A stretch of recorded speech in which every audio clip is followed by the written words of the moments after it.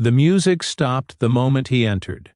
The sunlight pouring through the glass ceiling fell on him like a spotlight, catching the sweat on his forehead and the panic in his eyes. Rowan Hale, a single dad who had spent the last 3 years hiding in the shadows of responsibility and exhaustion, stood frozen at the grand lobby of Hale Corp Hall. He shouldn't have been there, not dressed in a worn-out shirt, not holding a broken lunch bag, not in a place where millionaires danced under chandeliers. But destiny has a strange habit of dragging people exactly where they're meant to be. If you believe in kindness, unexpected miracles, and second chances, then take a moment to like, comment, share, and subscribe to Everyday Tales. Your support keeps these emotional stories alive. Rowan worked as a delivery assistant, one who always took extra shifts because his 7-year-old daughter Aria depended on him. That afternoon the sun was bright and unforgiving, and he had rushed through heavy traffic to deliver a set of documents to Hale Corp, unaware that the building was hosting the CEO's daytime charity gala. His clothes were dusty from carrying crates, his shoes mismatched due to a rushed morning, and his heartbeat unsteady from sleepless nights. But he pushed forward because Aria needed school supplies, and every extra task meant one more step toward stability. The hall shimmered with gold light and gentle music as elegantly dressed guests danced in slow circles. In the center of it all stood Marceline Voss, Hale Corp's youngest CEO, known for her fearless leadership and rumored heart of stone. Her silver dress reflected every shaft of sunlight, making her look like she was carved from brilliance itself. Rowan tried to slip past unnoticed, but fate wove a different thread. Marceline turned, her eyes locking onto the only man in the room who didn't belong. Rowan felt his stomach tighten. His first instinct was to flee. People like her didn't notice people like him unless they were in the way. He clutched the envelope and kept his gaze down, praying to disappear. But Marceline stepped toward him, her heels echoing across the marble floor like a countdown he wasn't ready for. The guests parted, murmuring, watching as the powerful CEO approached the man who looked like he had stumbled in from a different world. Instead of asking who he was or why he was there, Marceline simply extended her hand, a gesture that stunned him, stunned the crowd, and changed everything. She told him something he would never forget for the rest of his life. She told him to dance with her before he regretted it. Rowan's breath hitched. He wanted to refuse. He wanted to disappear. He wanted to hide behind the burdens life had thrown at him.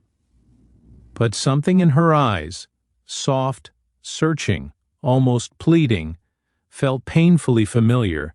It reminded him of Aria's eyes on nights she asked if things would ever get better.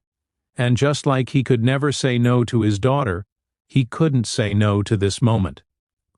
With trembling hands, he placed the envelope down and allowed Marceline to guide him into the empty center of the hall. The music resumed, slow and haunting. Rowan felt every pair of eyes burning into him. He moved awkwardly, every step reminding him of the sweat on his back and the dirt on his shirt. But Marceline never looked away. She didn't smirk, didn't pity, didn't judge. Instead, she whispered something with her eyes.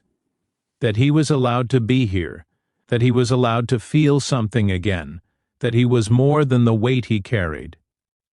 And so he let himself sway, let himself breathe, let himself exist for the first time in a long time. Marceline could feel the exhaustion in his shoulders, the hesitation in his steps, and the storm he tried so desperately to hide. She had seen confident men, powerful men, dishonest men, but this was different. Rowan was real, and real, she realized, was rarer than wealth.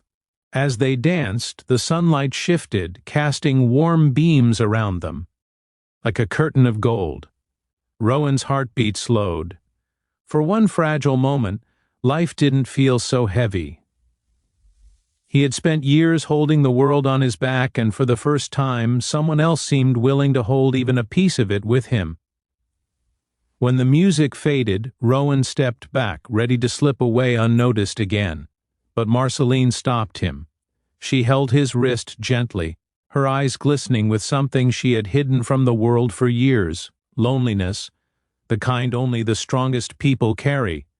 She asked about his life, about his daughter, about why a man with such softness in his eyes looked like he hadn't rested in years.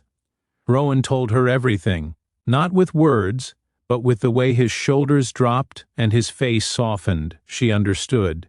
And in that brief exchange, something shifted inside her, something warm, something human, something she thought she had lost buried beneath boardrooms and expectations.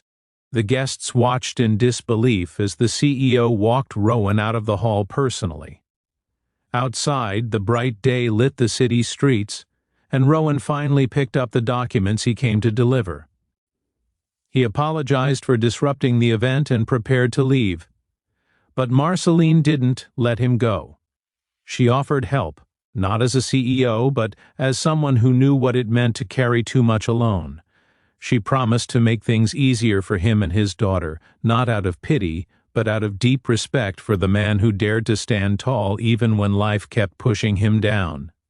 Days later, Rowan received a call that changed everything. Hale Corp offered him a stable job, one with benefits, predictable hours, and enough pay to finally give Arya the life she deserved. Rowan didn't know that Marceline personally approved his hiring. She didn't tell him. She wanted him to succeed on his own terms, but she couldn't deny the truth growing inside her. This single dad had awakened something in her heart she never knew she needed. And Rowan? Every time he walked through the halls of Hale Corp, he remembered the sunlight, the music, and the woman who asked him to dance before he regretted it. In many ways, that moment saved him, not because she was wealthy or powerful, but because she reminded him he wasn't invisible, he wasn't done, and he wasn't alone. If this story touched your heart, please like, comment, share, and subscribe to Everyday Tales. Your love keeps these emotional stories alive. Special request: comment dance again if you want more stories like this.